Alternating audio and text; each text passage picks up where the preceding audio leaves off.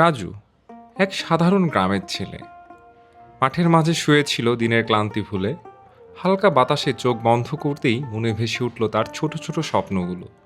অসুস্থ বাবার চিকিৎসা, ছোট বোনের পড়াশোনা, আর দুটো বেলা পেট ভরে খাওয়ার স্বপ্ন। এই স্বপ্নগুলোই তাকে টিকিয়ে রাখে। প্রতিদিন সকাল থেকে সন্ধ্যা পর্যন্ত রাজু মাঠেই থাকে। এই জমিটাই তাদের শেষ সম্বল। এই জমির ফসল দিয়ে চলে সংসার, বাবার ওষুধের খরচ আর বোনের স্কুলের বেতন। কিন্তু দিন দিন বাবার শরীর খারাপ হচ্ছিল। রাজুর মনে প্রশ্ন, এভাবে আর কতদিন? একদিন মাঠে এসে হাজির হলো এলাকার নামকরা দালাল মিন্টু মিয়া। বাবা রাজু, কেমন আছিস রে? সালাম আলাইকুম চাচা, আপনাকে তো ভাই ভালোই আছি। এই রোদে তোকে কাজ করতে দেখে অনেক করুণা লাগে রে। চাচা করবই বা কি, এই জমিটাই তো শেষ সম্বল। শোন, বিদেশ গেলে মেলাটা, তোর বাপের চিকিৎসা, তোর বোনের লেখাপড়া সব হইব। সামনে তোর জন্য একটা ভালো রাস্তা খোলা, বুঝলি? চাচা শুনছি বিদেশ চাইতে নাকি মেলা টাকা পয়সা লাগে। আমি তো অত টাকা পয়সা কিচ্ছু নেই। তুই চাইলে এই জমিটা বাচ্চা দিতে পারিস।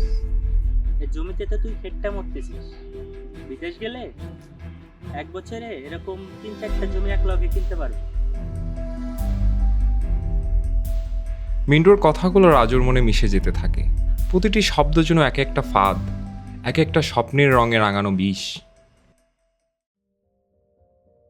আর এই ছোট ছোট স্বপ্নগুলো নিয়েই সে তার মায়ের কাছে ছুটে যায়।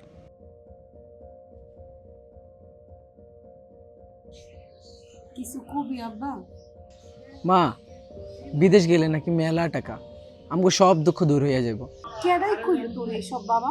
মিন্টু চাচা কইলো বিদেশ গেলে নাকি অনেক টাকা, আমাকে সব সমস্যা মিটা যাব। কিন্তু এত টাকা কই পাবো? জমিটা বেচে দিলেই হইব মা, তুমি চিন্তা করো না, আমি বিদেশ গেলে সবগুলো আবার কিনা নিমো। মা চুপ করে থাকে। আর সেই দিনই সিদ্ধান্ত হয় জমিটি বিক্রি হবে, আর রাজু যাবে তার স্বপ্নের দেশে। হয়ে গেল, এখন তো শুধু সময়ের অপেক্ষা। বিদেশে গিয়ে দেখবি জীবনটা একদম পাল্টে যাবে। এ নে বাবা তোর ভিসার কাগজপত্র। রাজুর মুখে নিঃশব্দ হাসি, স্বপ্নের হাসি, অভিজ্ঞতার নয়। কয়েক সপ্তাহ পর রাজু বিদেশের উদ্দেশ্যে রওনা দেয়। কিন্তু বিদেশ পৌঁছাতেই বাস্তবতা বদলে যায়।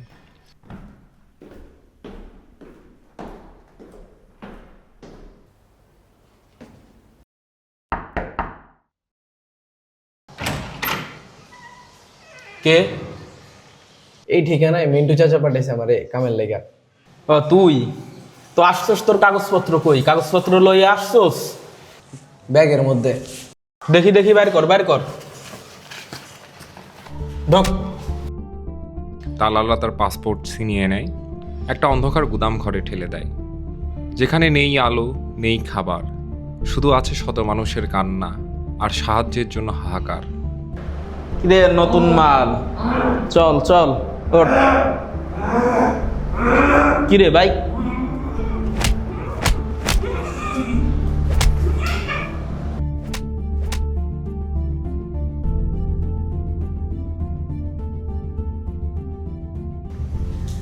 বস, এই যে নতুন মালদারে লইয়া আইছি ভাই।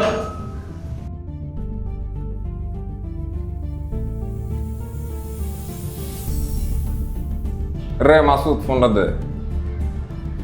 ল বাড়ির কথা।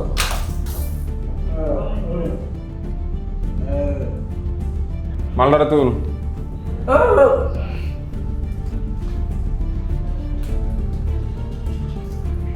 ফোন দে। ভাই আমার বাড়িতে কিছু নাই ভাই, সব বেচে আইছি ভাই। হ্যাঁ বেটা, ওঠ খবর বেটা।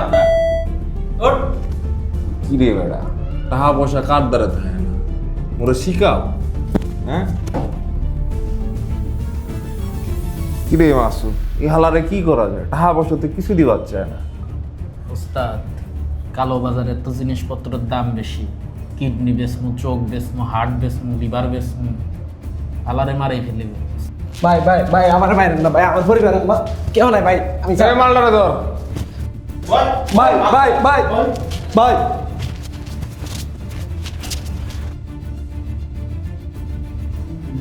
কি রে ভাই জঙ্গলে আইছিস এত জলদি পালাবি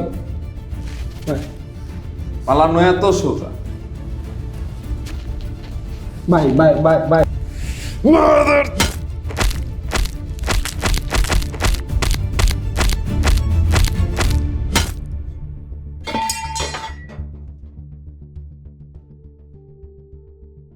হাজারো স্বপ্ন নিয়ে মাটিতে লুটিয়ে পড়ে রাজুর নিথর দেহ। হলো না বাবার চিকিৎসা, হলো না বোনের পড়াশোনার ব্যবস্থা। গ্রামে বসে থাকা মা আজও বিশ্বাস করে একদিন রাজু ফোন করবে, বলবে, মা চিন্তা করো না, আমি কাজ পেয়ে গেছি, আমাদের সব দুঃখ দূর হয়ে যাবে। কিন্তু সে ফোন আর কখনোই আসবে না। এভাবে প্রতিদিন হারিয়ে যাচ্ছে হাজারো রাজু। মিথ্যে স্বপ্ন দেখিয়ে মানুষকে অন্ধকারে ঠেলে দিচ্ছে মানব পাচারকারীরা। ইউএনওডিসি এর রিপোর্ট অনুযায়ী প্রতি বছর 50,000-এর বেশি মানুষ মানব পাচারের শিকার হয়, যার মাঝে 38% শিশু এবং 62% প্রাপ্তবয়স্ক। একটা ভুল সিদ্ধান্ত, একটা অসচেতনতা একটি পুরো পরিবারকে ধ্বংস করে দিতে পারে। আসুন সত্য জানি, সচেতন হই, মানব পাচার বন্ধ করি।